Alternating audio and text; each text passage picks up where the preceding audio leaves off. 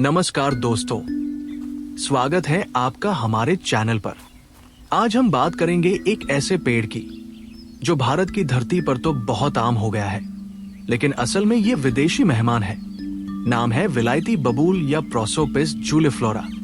कुछ लोग इसे अंग्रेजी बबूल भी कहते हैं। आइए जानते हैं इसका इतिहास, उपयोग, औषधीय महत्व और पर्यावरण पर इसका असर।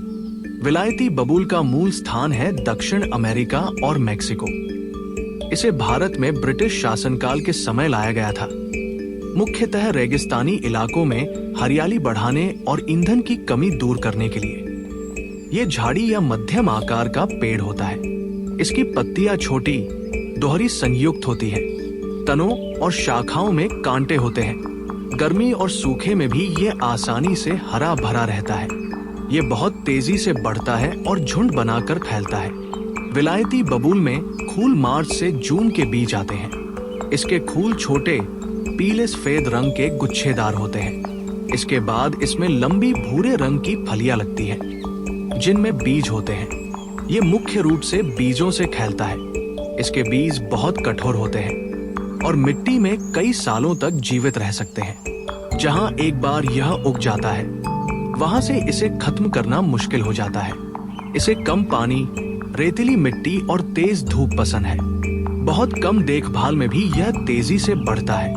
उर्वरक या सिंचाई की ज्यादा आवश्यकता नहीं होती। यह सूखा और ऊंचे तापमान सहन कर सकता है, लेकिन ध्यान रखें, यह तेजी से फैलकर दूसरी प्रजातियों को नष्ट कर देता है। इसलिए इसे सीमित जगह पर ही लगाना चाहिए।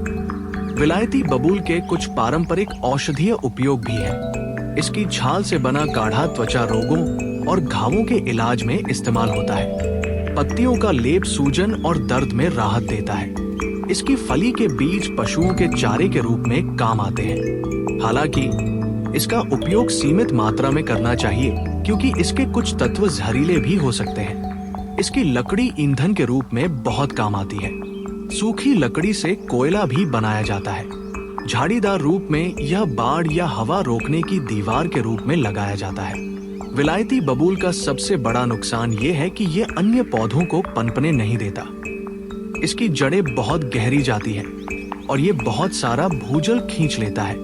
इसी कारण इसे कई जगहों पर आक्रामक प्रजाति घोषित किया गया है। राजस्थान, गुजरात और दक्षिण भारत में इसने स्थानीय वनस्पतियों को खत्म करने का खतरा पैदा कर दिया है।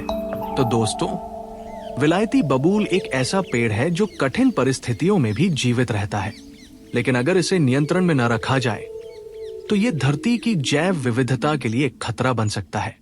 इसलिए इसे सोच समझकर और सीमित क्षेत्र में ही लगाया जाए।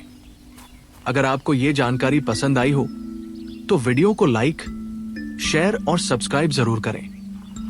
कमेंट में बताइए, क्या आपके इलाके में भी विलायती बबूल फैला हुआ है? धन्यवाद।